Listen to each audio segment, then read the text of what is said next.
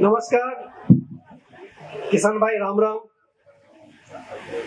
सबसे पहले तो मैं फसल क्रांति को धन्यवाद देना चाहूंगा जिन्होंने आज ये मुझे मौका दिया।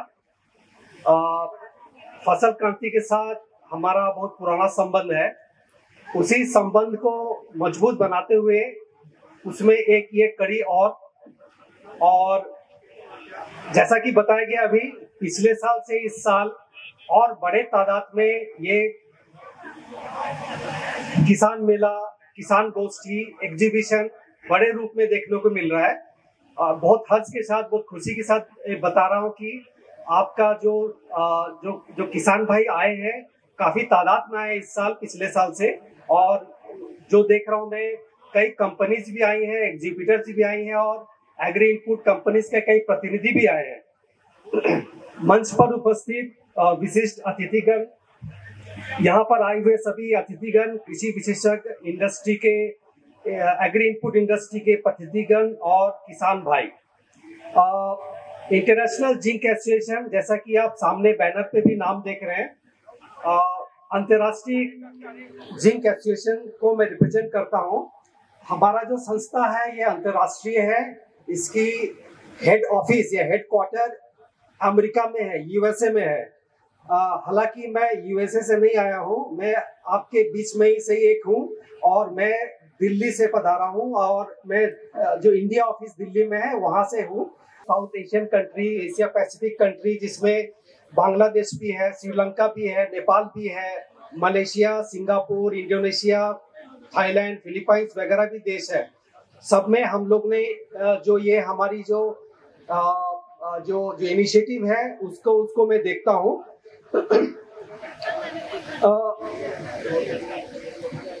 हमें ये कहते हुए बहुत हर्ष हो रहा है कि हमारा ये जो इनिशिएटिव है, ये जो उद्यम है, ये सिर्फ भारतवर्ष में नहीं वरन पूरे विश्व में इसका मुहिम चला रखे हैं, जिसको हम इंटरनेशनल जिंक एसोसिएशन के जिंक न्यूट्रिएंट इनिशिएटिव के नाम से जाना जाता है।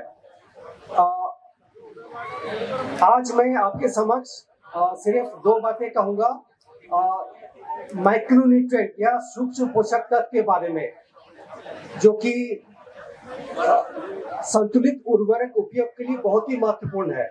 जैसा कि आप सब लोगों ने सुना होगा, जिंक के बारे में आपने सुना होगा, बोरोन के बारे में सुना होगा, आयरन या लोहे के बारे में आपने सुना होगा।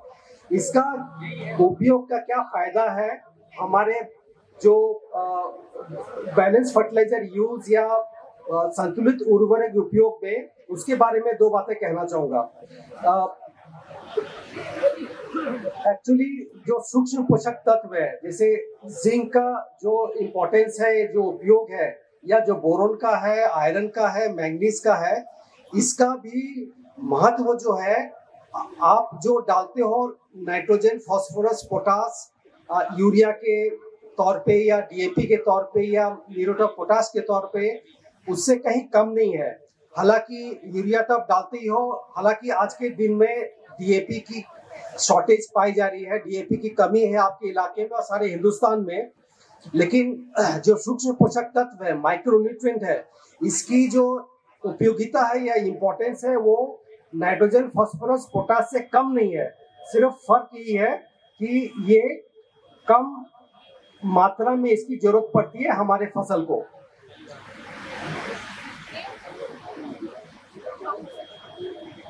ये अनुमान लगाया जाता है कि सारे विश्व में, सिर्फ हिंदुस्तान में नहीं, सारे विश्व में जिंक की कमी मिट्टी में पाई जाती है। तकरीबन आधी मिट्टी या 50% जो विश्व की जो मिट्टी है उसमें जिंक की कमी पाई जाती है। और सिर्फ यही नहीं, इसकी वजह से जो हमारे जो फसल की जो उपज है और गुणवत्ता है, उस पर भी काफी असर पड़ रहा है, काफी कमी पाई जा रही है। और ये भी अनुमान लगाया जाता है कि जिंक की कमी से सिर्फ हमारे फसल को नहीं वरन हमारे जो मानव शरीर है और हमारा जो मवेशी है उस पर भी इसका बुरा असर पड़ रहा है। अगर जिंक की कमी अगर हमारी मिट्टी में हो तो हमारे फसल में नहीं आएगी, और उसको हम अगर सेवन करेंगे, हमारे मवेशी सेवन करेंगे, तो भविष्य के शरीर में और हमारे शरीर में भी जिंक की कमी होगी और उसकी वजह से हमें तरह तरह के रोग हो सकते हैं। और अगर ये व्यापक रूप से अगर इसकी कमी हो तो इससे कुपोषण भी हो सकती है, जिसको हम माल न्यूट्रिशन भी बोलते हैं। तो ये सारे विश्व में एक मुहिम चढ़ा हुआ है जिससे ये जो कमी है सारे विश्व में, जिंक की कमी जो मिट्टी में पाई जा रही है, जो फसल में पाई जा रही है, जो हमारे मानव शरीर में पाई जा रही है, इसको कैसे हम एड्रेस करें। और साथ में आपने ये देखा होगा कोविड समय में, जैसे हम सभी लोग कोविड समय से निकले हुए हैं, सफलतापूर्वक निकल के आए हैं, तो आपने देखा होगा अगर आप डॉक्टर के पास जाते थे तो कैसे डॉक्टर्स आपको जिंक प्रिस्क्राइब करते थे, जिंक का टैबलेट, जिंक की गोली। तो जिंक जो है ये हमारे शरीर को एक जो इम्यूनिटी है या हमारे शरीर को जो एक प्रतिरोध क्षमता है ये प्रदान करती है। अगर हमारे शरीर में जिंक की कमी होगी तो हमें तरह तरह की रोग हमें ग्रसित कर सकता है। उसी तरह से पौधे में भी अगर जिंक की कमी होगी तो पौधे में भी तरह तरह के जो डिजीज है, जो रोग है, वो ग्रसित कर सकती है। इसलिए हर देश की जो सरकार है, हमारी भारतवर्ष की भी सरकार काफी इस पे अग्रगणी है और इसके बारे में काफी चिंतित है कैसे इसको रोकथाम किया जा सके।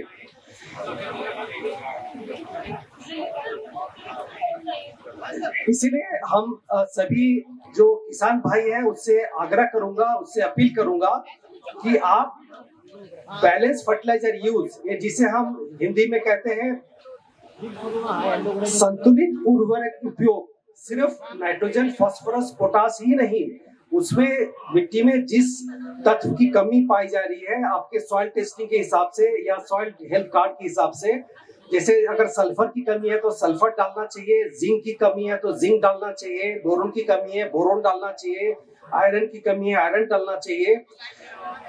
तो हम सही मात्रा में, हमें फसल की जो उपज है और गुणवत्ता के साथ साथ आपकी आमदनी भी बढ़ेगी। अंत में ज्यादा समय न लेते हुए मैं सिर्फ इतना कहूंगा कि स्वस्थ मिट्टी ही हमारे स्वस्थ जीवन का आधार है। मैं फिर से दोहराता हूँ, स्वस्थ मिट्टी ही हमारे स्वस्थ जीवन का आधार है। इसीलिए हमारे जो मिट्टी का स्वास्थ्य है वो भी हमारे लिए बहुत आवश्यक है। तो आइए हम सब सूक्ष्म पोषक तत्व या जो बैलेंस फर्टिलाइजर यूज, जिसे हम संतुलित उपयोग, उर्वरक उपयोग के तहत, जैसे जिंक या बोरोन या मैंगनीज या आयरन के प्रति जागरूक बने और अपनी सेहत की सुधार की दिशा में मिलकर कदम बनाएं। बहुत बहुत धन्यवाद। जय हिंद, जय भारत।